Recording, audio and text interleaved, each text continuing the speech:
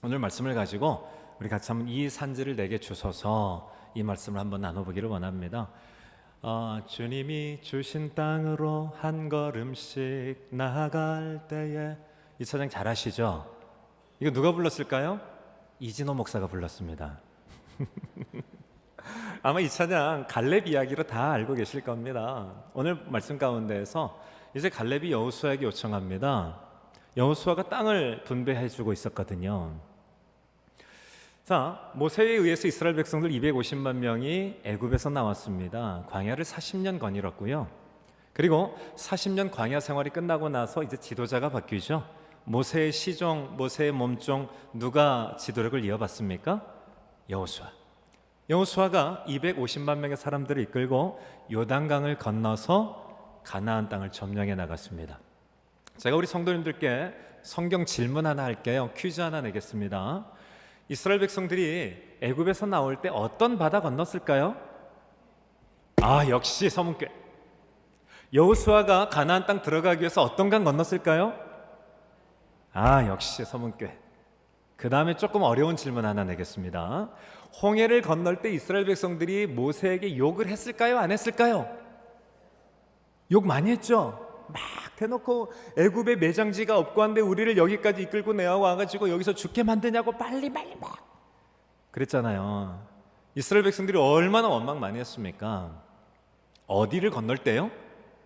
홍해를 건널 때. 자, 그러면 요단강을 건널 때 이스라엘 백성들이 여호수아에게 욕을 했을까요? 안 했을까요? 한마디도 없어요. 요단강 물이 그때 막 넘실넘실 거렸거든요. 모맥을 거둘 시기에는 요단강 물이 넘쳐 흘렀고요. 그리고 그 강을 바라보면서 3일 동안을 그 앞에서 텐트 치고 있었어요. 그런데 그 강물을 건너야 된다는 걸 이스라엘 백성들이 알고 있었는데요, 어느 누구도 아니 이 강을 우리 보고 건너라고? 지금 여호수아가 미쳤단 말이야. 우리가 있을 곳이 없어서 여기까지 데려와가지고 이 강물이 빠져 죽게 하려고 하는 사람이 아무도 없었다라는 거예요. 그럼 그 차이가 뭘까요? 실제로 홍해를 건널 때에는 이스라엘 백성들이 구원함은 받았지만 말씀에 순종하는 훈련을 하지를 못했어요. 내가 예수 그리스도는 믿었지만 하나님 말씀만 온전히 순종하며 따라가면 하나님이 책임진다. 아멘. 할렐루야. 내가 정말 하나님의 말씀이 말씀한 대로만 그대로 순종하며 나가면 하나님께서 우리의 가정과 우리의 사업을 다 책임지셔. 이러한 순종의 신앙이 아직 이스라엘 백성들에게는 홍해를 건널 때는 없었어요. 그러니까 홍해 앞에서 막 멱살을 잡고 막 모세에게 막 대들고 그랬죠. 그런데요, 광야 40년 동안 이스라엘 백성들이 뭐 했냐면요, 아침마다 만나 먹었습니다. 그리고 하나님 말씀에 순종했더니 그 말씀이 그대로 이스라엘 백성들을 막 먹여 살리는 경험을 했어요. 40년 동안 말씀만 믿고 따라갔더니 하나님께서 그들을 굶어 죽지 않게 만드셨어요. 40년 동안 하나님 말씀만 믿고 따라갔더니 그들의 옷이 헤어지지 아니하며 하나님께서 지켜주셨어요. 자, 40년이 지나고 난 이후에 이스라엘 백성들은 하나님의 말씀이면 다 이루셔, 이런 믿음의 사람들로 다 바뀌어져 버렸어요. 요단강을 건너야 됩니다. 그 요단강 앞에서 물이 넘실거리는데 어느 누구도 이 강을 왜 건너냐고 묻는 사람이 없어요. 그리고 홍해를 건널 때는 이 모세가 딱 지팡이를 이렇게 들이대니까 갈라졌지만 요단강을 건널 때는 하나님께서 이스라엘 백성들에게 뭐라고 명령하냐면요, 언약궤를 맨 제사장이 발로 요단강을 밟으라라고 명령해요. 하나님 혼자 아니하셨어요. 이스라엘 백성들의 순종을 요구하셨고 그 제사장이 발로 딱 요단강을 밟으니까 요단강 물이 위에서부터 차곡차곡 쌓여지는 거예요. 얼마나 감개무량했겠습니까? 자, 건너갔습니다. 길갈이라고 하는 곳에 이르렀습니다. 그런데 그 길갈이라고 하는 곳에서 하나님께서 갑자기 이스라엘 백성들이 명령합니다. 남자들에게 할례를 행하래요. 글쎄, 아니 지금 가나안 땅을 점령하려 들어온 이스라엘 백성들에게 눈앞에 여리고성이 보이는 앞에서 남자들 할례를 행하래요. 아시죠? 남자들이 할례를 행하면 2주 정도 군사 능력이 상실됩니다. 움직일 수가 없습니다. 어느 누가 들어와도 싸울 능력을 잃어버립니다. 아니 지금 가나안 땅을 점령하려 들어온 이스라엘 백성들에게, 군사들에게 할례를 행하래요. 이거는 거의 죽으라고 하는 말과 똑같습니다. 그런데 그 하나님의 말씀 앞에 이스라엘 백성들 동일하게 어느 누구 하나 따져 묻는 사람이 없어요. 아니, 하나님이 하필 왜 여리고성 앞에서 할례를 행합니까? 여리고성 전투만 좀 끝나고라도 하시지라고 따져 묻는 백성이 아무도 없었어요.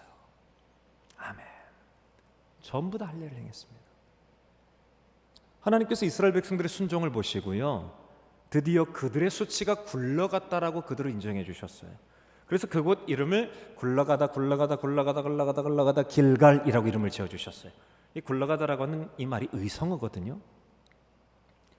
자, 여리고성 한번 점령하는 거 한번 보십시오. 여리고성은 그때 당시 이스라엘 백성들은, 여리고성 사람들은 철 무기를 가지고 있었습니다.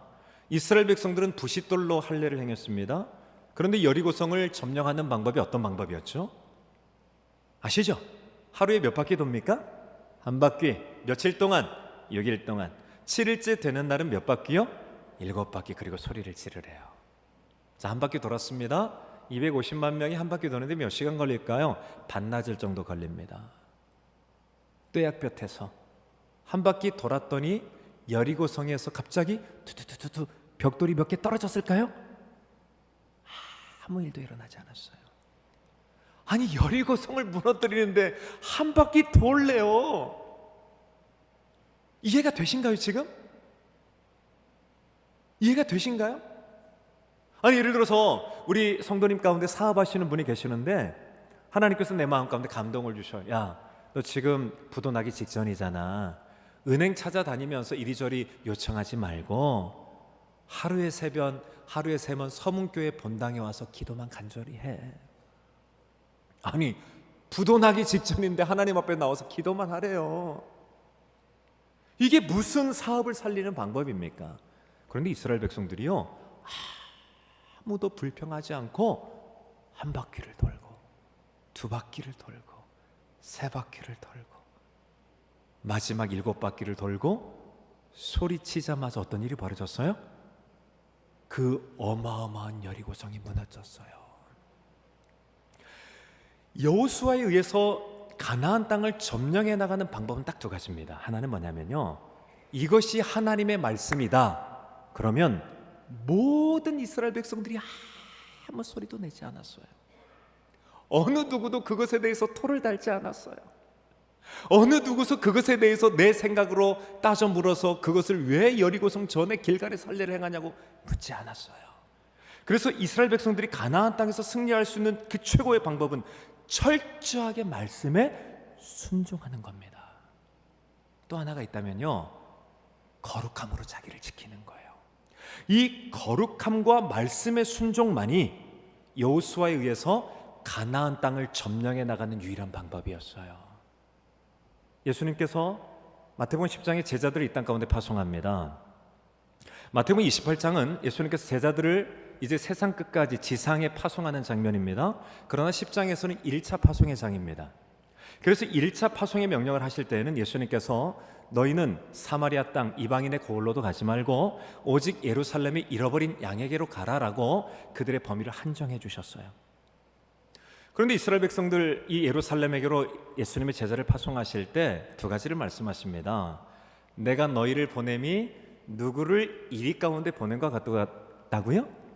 양을 이리 가운데 보낸 것 같다. 그러므로 너희는 사자보다 더 날카로운 이빨을 준비해.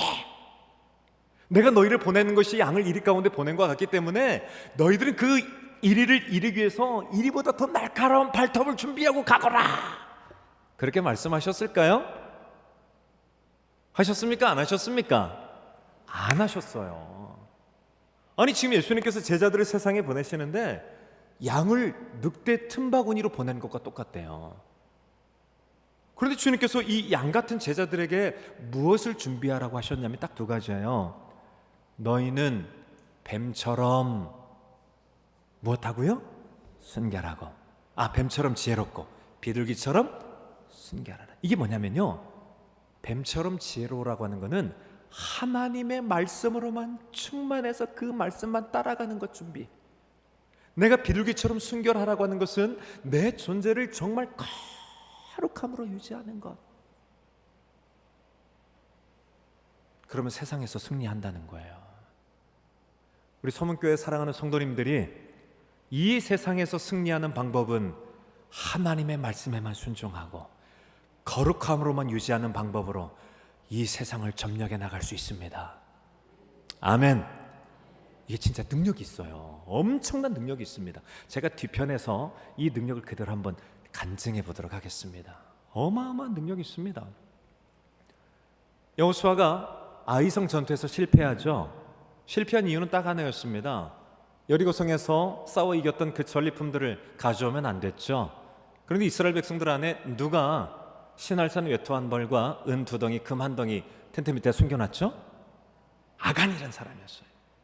이 공동체가 힘을 잃는 중요한 이유가 뭐냐면요, 그 누군가가 은밀하게 죄악을 즐길 때 가능합니다.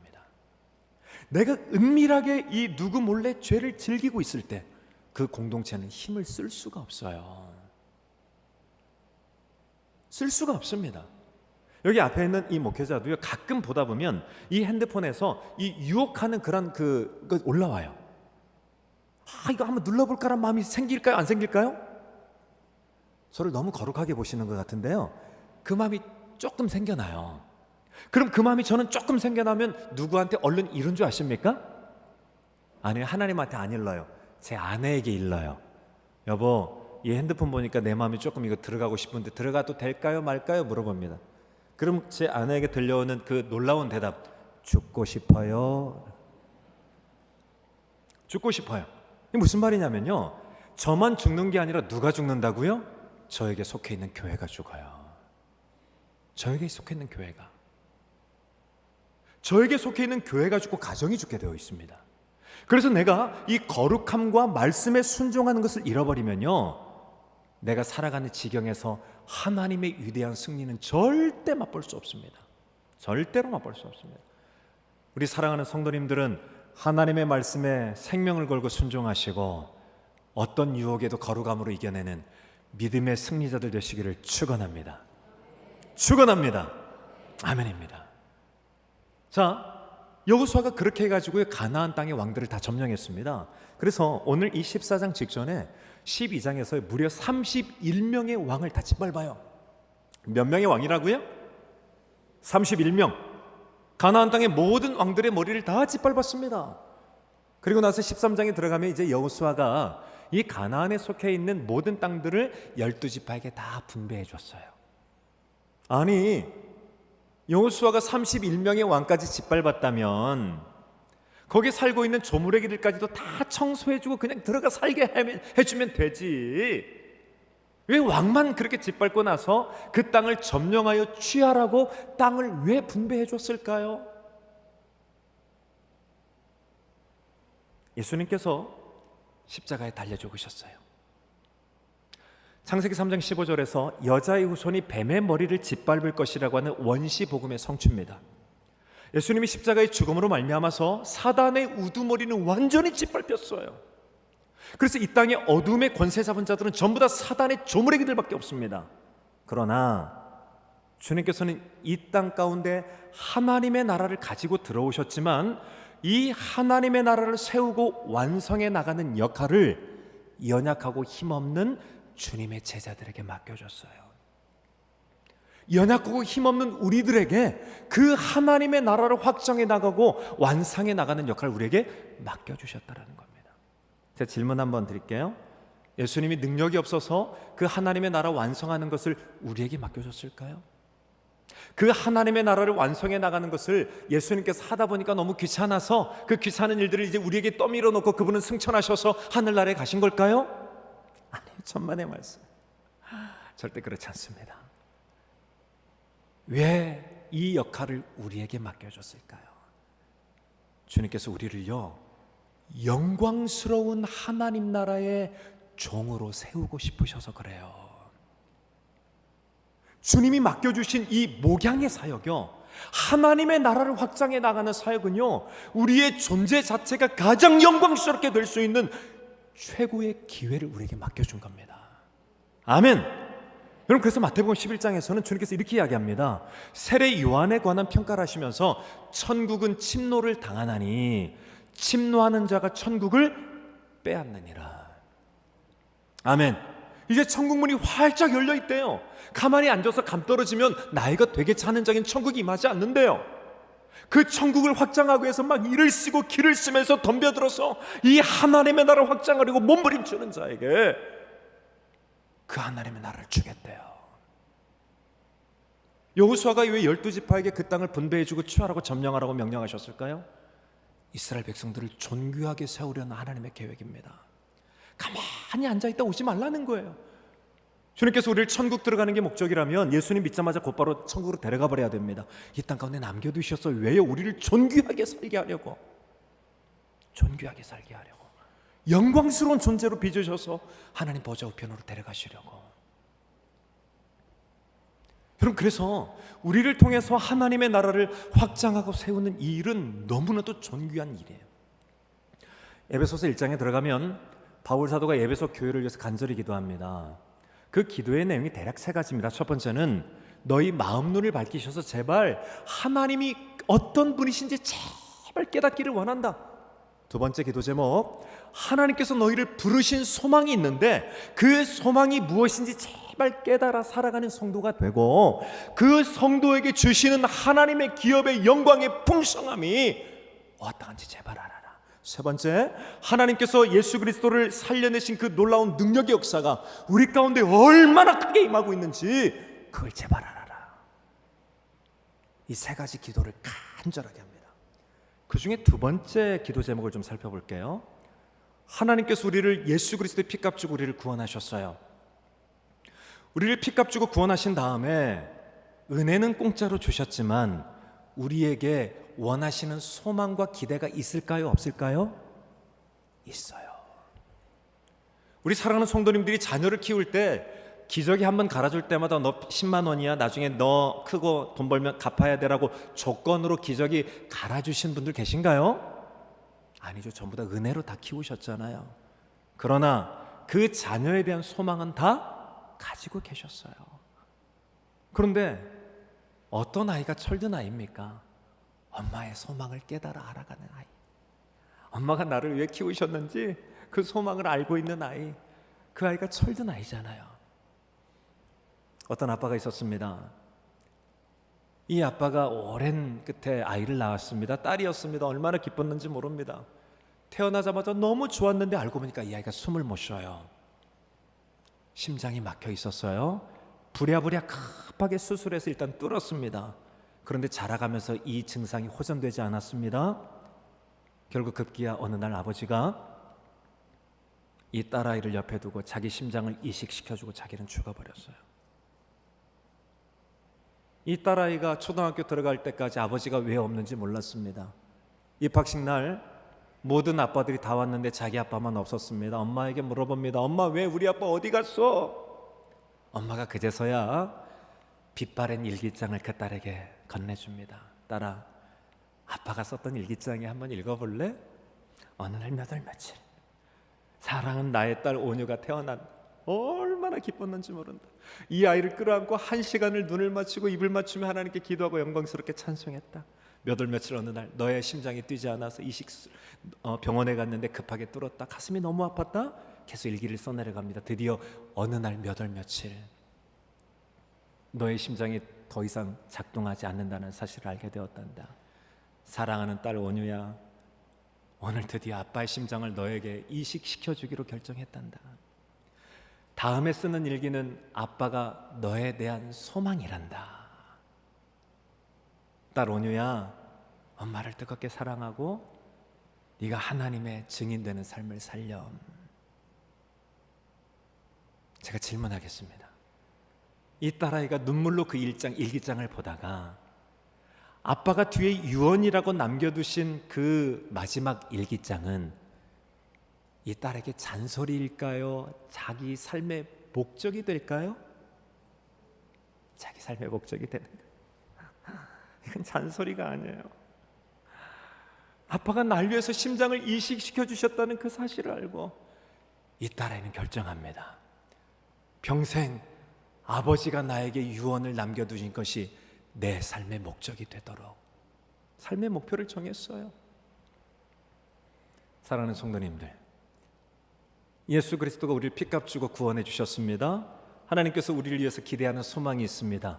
그 소망 하나는 예수 그리스도가 이 땅에 하나님의 나라를 가져왔는데 그 하나님의 나라를 세우는 일을 제발 잘 감당하다가 우리 만나자꾸나.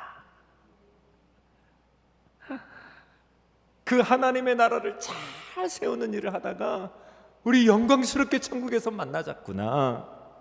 아멘. 이 유언을 하나 남겨주셨단 말이에요. 그러면 이 예수 그리스도의 사랑을 알고 있는 우리는 그 주님의 남겨두신 그 소망이 우리의 무엇이 되어야 됩니까? 삶의 목적이 되는 거예요. 저기 어떤 권사님이 계십니다. 이 권사님은 나이가 지긋하십니다. 나이가 80이 다 되시는 분입니다. 이분은 힘이 없고 연약합니다. 그런데 이 전라북도에서 자수 놓는 그 분야에 있어서는 명장 소리를 듣는 분이십니다. 본인이 집에다가 자수를 놓아서 전라북도 입선했던 것도 있고 많은 것들을 작품을 모아 놓으셨어요. 그런데 이번에 소망이 생겼어요. 다음 세대를 살리고 싶은 거예요. 다음 세대를 구하고 싶은 거예요. 어떻게 할까 하다 기도하다가 저에게 찾아오셨어요. 목사님, 제가 힘없고 연약합니다. 그러나 목사님께서 지금 다음 세대를 구하려고 그렇게 백방으로 뛰고 계시는데 제가 이 일을 돕고 싶습니다. 이 작품을 교회에서 전시하게 해주고 판매하게 해주시면 그 모든 금액을 영혼 구원하는 데 쓰고 싶습니다. 드디어 그 작품 전시회가 열렸어요. 모든 성도들이 다 합력해서 그 작품을 사주셨어요. 그리고 그 아주 헐값으로 파셨어요. 그 판돈 175만 원을 고등학교 영혼 구원해달라고 저에게 가져오셨어요. 저에게 어떤 청년이 있습니다. 이 청년은 교대를 졸업했습니다. 이번에 교대를 졸업하고 아주 우수한 성적으로 졸업했고 임용고시 합격을 했습니다. 요즘에 가장 인기 있는 결혼하는 그 신랑 신부감 1순위 후보 아시죠? 직업 교사입니다. 그런데 이 친구가 하나님 나라의 꿈이 있었어요. 교대라고 하는 그 땅을 하나님의 다음 세대로 돌리고 싶은 꿈이 생겨났어요. 그리고 교육청에 전화해서요, 자기 교사 임용 안 하겠다고 취소 청구를 해버렸어요. 저희 교회에서는 이 청년들이 이 다음 세대를 살리겠다고 헌신하면요, 장로님들이 모아서 의논해서 그 친구들을 캠퍼스 선교사로 파송해 줍니다. 저희 교회는 지금 캠퍼스 선교사가 4명이 있습니다. 이 친구는 자기가 속한 캠퍼스에 가서 계속 영혼 전도하고 말씀 가르치고 그 일만 합니다. 자기 교사직을 포기하고 다음 세대를 살리는 일에 돌아와 버렸어요. 저에게 어떤 분이 계십니다. 이분은 다음 세대를 살리기 위해서 자기가 또 뭐 하고 싶을까 고민하다가, 목사님, 제가 가만히 보니까 이 아이들이 MT 가고 소풍 가는데 버스가 필요합니다. 또 지역 사회 어르신들을 보니까 이 어르신들에게 쌀 한 푸대 가져다 주는 것보다 이 어르신들을 소풍 보내드리고 또 밥 해드리고 목욕해드리면 좋을 것 같은데 그때 버스가, 좋은 버스가 필요합니다. 제가 그 버스를 사겠습니다. 그런데 그분이 돈이 있는 분이 아니었어요. 대출을 받아서 버스를 사가지고요, 교회에다 기증을 해버린 거예요. 45인승 버스로. 그리고 이 버스 가지고요, 애들 MT 가는데 다 지원해줘요. 지금 저희 교회는 그렇게 크진 않습니다. 그런데 온 성도들이 다음 세대를 살리려고 모험을 다 모았습니다. 전주대학교 채플이 있는데요, 그 채플에 저희 교회 성도 40명이 리더로 들어옵니다. 40명이. 나이 많으신 분도 들어옵니다. 들어가지고 아이들을 막 섬깁니다. 밥을 사주고요, 또 아이들의 간식을 사주고 친구가 되어주고요, 복음을 전합니다. 이번에 전주대학교 310명을 저희 교회 리더들이, 어른 성도와 청년들이 섬기기 시작합니다. 그뿐 아닙니다. 전주 옆에 있는 사대부고 학생들 80명, 그 중에 난크리스찬들이 60명입니다. 그 아이들 섬기러 들어갑니다. 또 영생고 40명을 또 난크리스찬들 섬기러 들어갑니다. 전부 다 자기 헌신해서 그 아이들을 섬겨서 다음 세대를 살리려고. 오늘 여호수아가 땅을 나누어 줄 때 갈렙이 이렇게 요구합니다. 나에게 헤브론 땅 주십시오. 여러분, 이 가데스 바네아라고 하는 땅에서, 광야에서 하나님께서 이 모세를 통해서 각 지파에 한 명씩 정탐꾼을 뽑으라고 그랬죠. 가나안 땅을 정탐했습니다. 자, 돌아왔습니다. 40일 정탐하고 나서 10명의 정탐꾼이 뭐라고 말합니까? 그 가나안 땅은 너무나도 큰 사람들이 있어서 우리 갈 수 없다. 우리 다시 돌아가자. 못 갑니다. 이렇게 해버렸어요. 질문하겠습니다. 정탐꾼의 역할은 정탐하는 걸까요? 결정하는 걸까요? 정탐하는 거예요. 결정은 누가 하시고요? 하나님이 하시고요. 다음 세대를 살리려고 보니까 어렵거든요. 중학교 2학년 너무너무 무섭거든요. 엄마 무서워. 그럼 어떻게 하면 됩니까? 하나님, 어렵네요. 보고만 하면 됩니다. 보고만 하면 되는 거예요. 내가 결정하면 안 됩니다. 하나님, 이해는 절대 안 됩니다. 우리 반 아이는 절대 안 합니다. 그게 아닙니다. 하나님, 참 어렵습니다. 이 아이들 심령이 너무 강팍합니다. 그러나 믿음으로 밟는 자에게 그 땅을 기업으로 주시겠다고 하셨습니다. 믿음으로 밟았던 두 사람, 여호수아 갈렙, 그 사람만이 가나안 땅에 들어오게 됐어요. 우리 성도님들이 믿음으로 다음 세대를 품으시면 그 다음 세대를 하나님의 자녀로 키울 수 있을 줄 믿습니다. 아멘. 하나님의 역사하셔. 하나님께서 여호수아가 땅을 나눠줍니다. 갈렙이 기다렸다는 듯이 얘기합니다. 헤브론 땅 나에게 주십시오. 내가 그때 믿음으로 이 땅 밟았습니다. 그때 갈렙의 나이가 몇 살이라고요? 85살이에요. 85살인데요. 그 가장 강력하고 어려운 헤브론 땅 달래요. 헤브론 땅. 이 산지를 내게 주십시오. 그래가지고요, 헤브론 땅을 점령하기 위해서 갈렙이 나중에 어떻게 한 줄 아십니까? 이스라엘 모든 지파에게 소문냅니다. 유다 지파에게. 자, 이제 기럇세벨을 점령하려고 나오는 사람들, 내 딸 악사를 선물로 주겠다. 온예일이 나왔어요. 그 딸 악사를 선물해 줬습니다.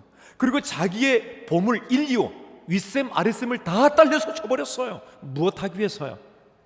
자기가 꿈꿨던 헤브론 땅을 점령하기 위해서.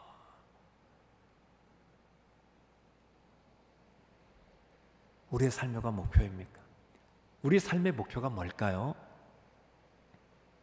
내가 못 가본 세계 여행지 다녀보는 게 삶의 목표일까요? 내가 못 먹어본 그 음식 먹으러 돌아다니는 게 우리 삶의 목적일까요? 아닙니다. 가장 점령하기 어려운 그 땅, 내 모든 것을 다 투자해서 점령하는 겁니다. 그 점령하기 어려운 그 대학 캠퍼스를 점령하는. 사랑하는 성도님들, 서문교회는 가장 전주에서 가장 중요한 자리에 위치하고 있습니다. 바로 옆에 어떤 학교가 있습니까? 고등학교, 대학교 다 있죠? 대학교가 2개나 있습니다. 하나님께 뜻만 품으면 그 대학을 다 하나님의 땅 서문의 대학으로 바꾸실 줄 믿습니다. 아멘. 저에게는 지금 어떤 소망이 있냐면요, 저는 전주대학교 1학년이 2,500명 들어오거든요. 한 해에. 그 2,500명을 다 복음의 사람으로 바꾸는 것이 저의 땅이에요. 그리고 그 학생들을 살려내가지고 이 전주 시내에 있는 모든 공교육에 다 보내는 겁니다. 다음 세대를 살려내버리는 거예요. 다음 세대를. 갈렙은 그 나이 85세에 그 하나님의 나라를 이루기 위해서 자기의 모든 것 하나 아낌없이 다 드렸어요. 전부 다 드렸습니다. 이루고야 말았죠. 무엇이 성공입니까? 이루어질 때까지 가는 것이 성공입니다. 아멘. 하나님의 나라가 이 땅 가운데 임할 때까지 덤벼드는 거죠. 이스라엘 12지파 가운데 단지파라고 있습니다. 이 단지파는요, 그 땅 역시 여호수아가 나누어준 그 땅이 점령하기 어려운 땅입니다. 그런데 가다 보니까 그 땅이 좀 점령하기 어렵거든요. 가다 보니까 라이스라고 하는 땅을 만납니다. 그 땅을 사람들이 들어가서 보니까 사람들이 너무 허약해요. 비켜! 다 도망가 버렸어요. 원래 점령해야 될 목적을 놔두고 그 중간지 라이스 땅에서 들어가서 전부 다 정착해 버렸습니다. 요한계시록 7장에 들어가면 이스라엘 12지파가 다 회복됩니다. 그래서 14만 4천이 이루어지거든요. 그 지파 안에 단지파는 없어요. 하나님의 나라를 위해서 헌신하지 않은 자는 천국에서 받을 기업이 없습니다. 주님께서 누가복음에서 이렇게 이야기합니다. 너희는 혼인집에 갔던 주인이 언제 돌아올지 문을 두드리면 곧바로 열어주려고 준비하는 종이 되라. 준비하는 종이 되라. 날마다 주님 오실 것을 기대하면서 주님께서 나에게 맡겨주신 것을 정말 세밀하게 준비하면서 이루어내려고 그렇게 몸부림치는 종이 되라. 그때 주인이 돌아와서 그 종을 차례대로 부르고 주인이 허리에 띠를 띠고 그 종을 수종 들리라. 아멘. 우리의 영광은 주님 앞에 가서 있어요. 이 땅에서 받을 영광은 주님 앞에서 주시는 영광에 비해서 너무 적어요. 내가 기도했더니 사업 좀 잘 되는 거, 이거는 주님이 우리에게 주시려고 하는 영광 중에 부스러기의 영광 속에 속해요. 정말 본질적인 하나님의 영광의 축복, 주님께서 우리를 그때 주실 거예요. 그때. 지금 저희 교회는 옆에 있는 금평초등학교라고 있습니다. 제가 말씀드렸지만 저희 교회 나중에 한번 찾아와 보십시오. 못 찾습니다. 어렵습니다. 찾기가 너무너무 어려워요. 신천지 올 때마다 전화한다고 그랬죠. 그 신천지 가장 좀 안 좋은 기질의 섭외 부장님이 계시거든요. 최관병이라고 하는 부장님입니다. 아주 악명이 높은 분입니다. 저는 그분 꼭 명절 때마다 만납니다. 제가 식사 대접해드립니다. 저랑 지금이 언약의 관계입니다. 신천지 14만 4천이 다 찰 때 그분이 구원자가 되고 저를 구원해 주기로 약속을 했어요. 저 얼마나 지금 위로받는지 몰라요. 주님도 저를 구원해 주시겠다고 그러고 이분도 저를 구원해 주겠다고 약속을 했어요. 하나 더 약속했어요. 이만희가 죽거든 그분이 저희 교회에 오기로 약속했어요. 메롱. 저희 교회는 성도들이 어디 있는지 모르는 교회예요. 그런데요, 옆에 초등학교 전체를 놓고 기도하고 있어요. 초등학교 전체를 하나님의 나라로 바꾸려고. 그래서 저희 교회 교사들이 지금 그쪽으로 모여들고 있습니다. 한 명이 왔고요, 올 말에 한 명이 더 오고요, 또 모입니다. 그래서 한 3명 정도만 모이면 그 학교 전체를 하나님의 나라로 바꾸려고 준비하고 있어요. 다음 세대를 살려내야 됩니다. 우리 다음 세대를 살려내는 예배는 드리지만 그 다음 세대를 살리기 위해서 우리 성도님들의 꿈이 필요합니다. 이 갈렙처럼 나이 85세가 되었어도 그것을 드리기 위해서 가야 됩니다. 우리 사랑하는 성도님들의 삶이 하나님의 기업이 다 되기를 축원합니다. 날마다 영혼을 구하기 위해서 사셔야 돼요. 제가 한 얘기만 하고 마치겠습니다. 저희 성도님들은요, 무엇을 하든지 영혼을 구하기 위해서 살아갑니다. 모든 성도님들이. 죄송해요, 모든이란 말은 표현하기 빼겠습니다. 많은 성도님들이. 제가 한 번은 병원에 갔습니다. 병원에 갔더니 그 간호사분이 이제 막 들어오신 분이세요. 그래가지고 제가 몸이 너무 면역력이 낮아져가지고 링거 주사를 맞으러 갔는데요, 주사를 놓으셨는데 안 들어갔어요. 그 아시죠? 그 느낌. 찔렀는데 안 들어갔을 때 그 아픔 아시죠? 너무 아팠어요. 표정은 웃고 있었습니다. 너무 아팠지만 제가 웃어서 괜찮다고, 저에게 아직 왼팔이 남아있다고 내드렸어요. 근데 이분이 또 이쪽을 또 찔렀는데 또 안 들어갔어요. 제가 그렇게 말했습니다. 금세 오른팔이 또 회복됐다고. 세 번째 들어갔어요. 이분이 얼마나 미안해 하겠어요. 그분을 위로해드렸습니다. 정말 괜찮다고. 그리고 제가 이 주사를 놔주셔서 너무 회복이 많이 됐다고 아이스크림 사드려서 위로해드렸어요. 몇 번 더 찾아가서 그런 관계를 맺었습니다. 그분에게 복음을 전하고 초청했어요. 교회 나오기 시작하셨어요. 그런데 혼자 나온 게 아니라요, 그 자기 동료 간호사를 데리고 나왔어요. 다음 주에 물리치료사 실장을 데려왔네요. 그 실장이 혼자 나온 게 아니라 자기 부인을 데리고 나왔네요. 그런데 그 실장이 부부가 나왔는데 잉태해가지고 쌍둥이를 낳아서 데리고 나왔어요. 얼마 전에는요, 이 처음에 간호사, 이 어떤 환자가 자기 너무 힘들다고 자기 좀 교회 데려가라고 해서 이 간호사가 또 나왔네요. 한 환자가 나왔네요. 지난주에 그 환자분의 딸이 따라 나왔네요. 지금 1타 몇 피입니까? 한 번 전도하려고 섬기고 한 번 전도하려고 하나님 알리하려고 힘썼더니 지금 몇 명 나왔어요? 8명이에요. 그런데요, 놀라지 마세요. 그 마지막에 나왔던 성도님의 딸이 3명이래요. 하나님께서 영혼 구원하려면 역사하십니다. 아멘.